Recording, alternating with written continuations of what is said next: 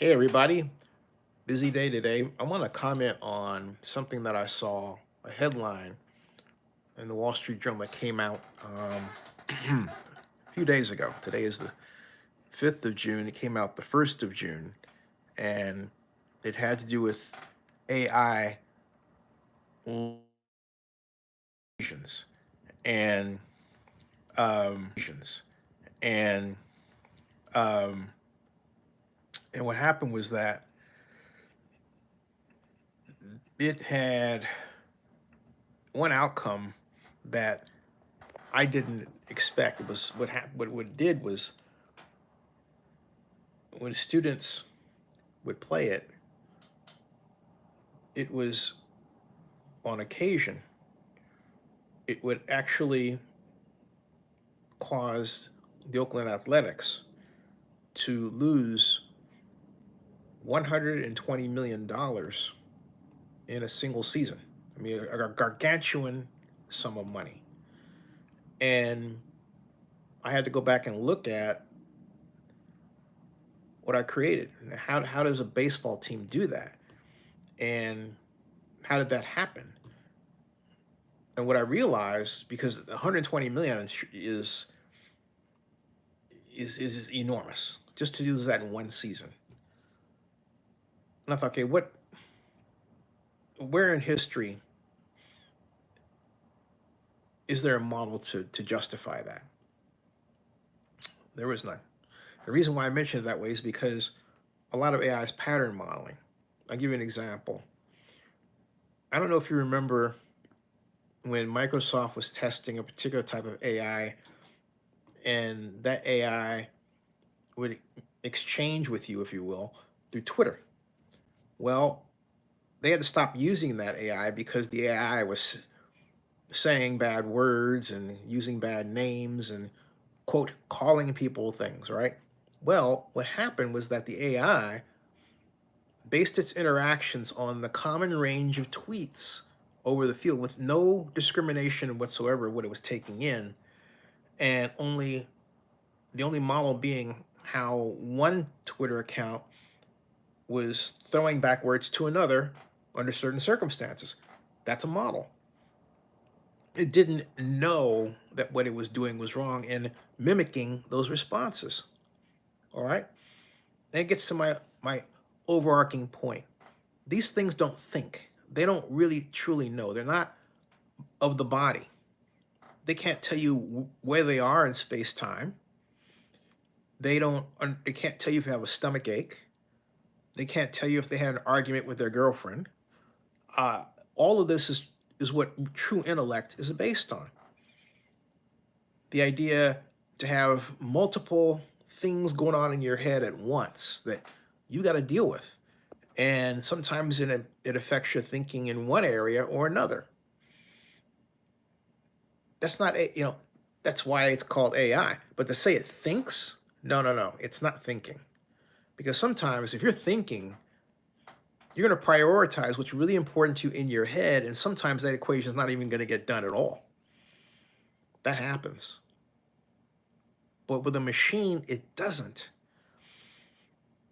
What does happen is I would always say that if you design a system dynamics model properly to represent the social economy that's of concern, you should you should have outcomes that you didn't expect, but were possible within the parameters.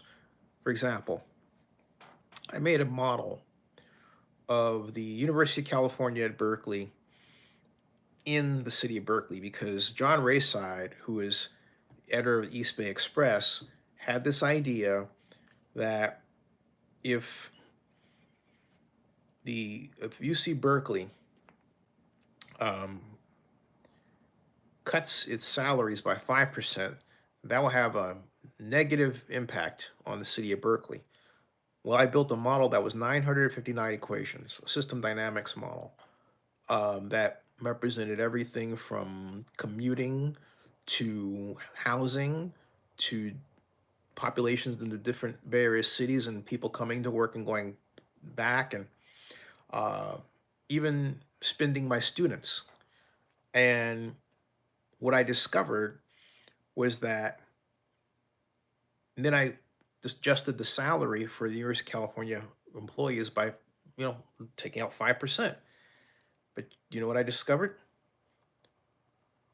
There was no difference. Nothing. In fact, at all. It was no impact at 5%. Why? Because of the simple fact that the majority of employees don't even live in Berkeley to begin with. They lived outside of Berkeley. But I did discover something else, because I had a tuition model. And there was another proposal that Rayside and I had not discussed, but I ran and I tested it anyway. And it had to do with the enormous increase in tuition at Cal at the time. This was 1994. And I discovered that if the tuition was increased to the levels that were proposed, then indeed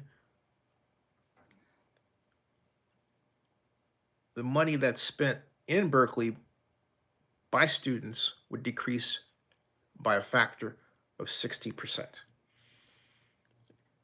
I didn't expect it to be that large, but what it came about simply because I accurately modeled the number of students that lived at Cal, and that you have a larger student population than employee population. Okay, so my point is, when you're developing models of complex systems or AI code of complex systems, nothing in it happens that you don't allow to happen in some kind of way. You just and if you get to a point where there's something that's unexpected, you need to go back, find out what happened, and be able to explain it. Because it's not so much that it's out of control; it's just that you didn't know enough about what you were designing to catch this anomaly. That's bad design. Okay, that's really what we're talking about: bad design. And this idea that these machines can think, please put it out of your mind. Subscribe to Zenny62 on YouTube and bookmark ZennyReport.com. Thank you.